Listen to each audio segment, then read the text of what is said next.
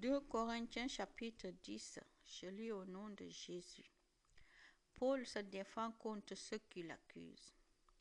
Moi, Paul, je vous fais une demande personnelle à cause de la douceur et de la bonté du Christ. On dit que je suis timide quand je suis en face de vous et énergique avec vous quand je suis loin. Je vous en prie, ne m'obligez pas à être énergique quand je serai parmi vous. Mais certains pensent que nous agissons pour des raisons humaines.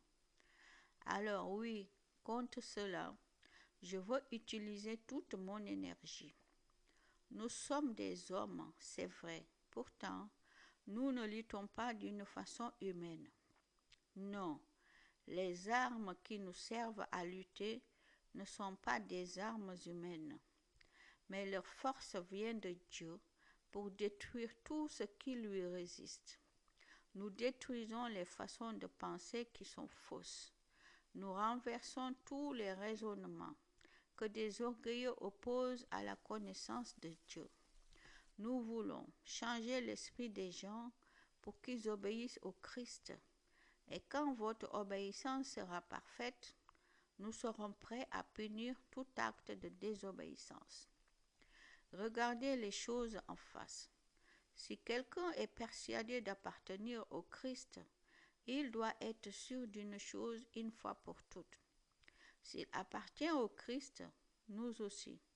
Le Seigneur nous a donné l'autorité pour construire votre communauté et non pour la détruire. Je suis peut-être trop fier de cela, mais je ne vais pas en avoir honte. Je ne veux pas avoir l'air de chercher à vous faire peur par mes lettres. En effet, certains disent que les lettres de Paul sont sévères et énergiques. Mais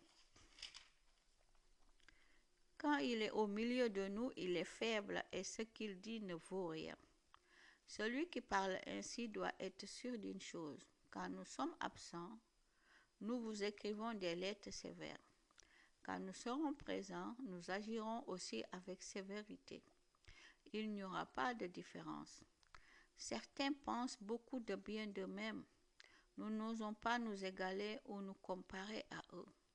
Ils se prennent eux-mêmes comme mesure pour se mesurer et se comparer aux autres. Ils sont stupides. Mais nous n'allons pas dépasser la mesure en nous vantant. Quand Dieu nous a conduits jusqu'à vous, il a fixé des limites à notre champ d'action et nous allons les prendre comme mesure. Quand nous sommes allés chez vous, nous n'avons pas dépassé ces limites. Nous sommes vraiment arrivés les premiers jusqu'à vous avec la bonne nouvelle du Christ. Nous ne dépassons pas la mesure en nous vantant à cause du travail des autres. Mais nous espérons une chose.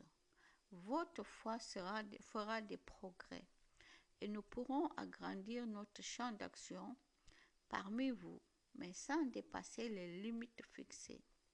Ensuite, nous annoncerons la bonne nouvelle dans des régions situées plus loin que chez vous.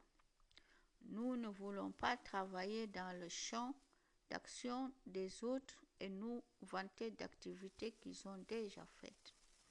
Si quelqu'un veut se vanter, qu'il se vante à cause du Seigneur. Qui a de la valeur? Ce n'est pas celui qui se félicite lui-même, c'est celui que le Seigneur félicite. Amen.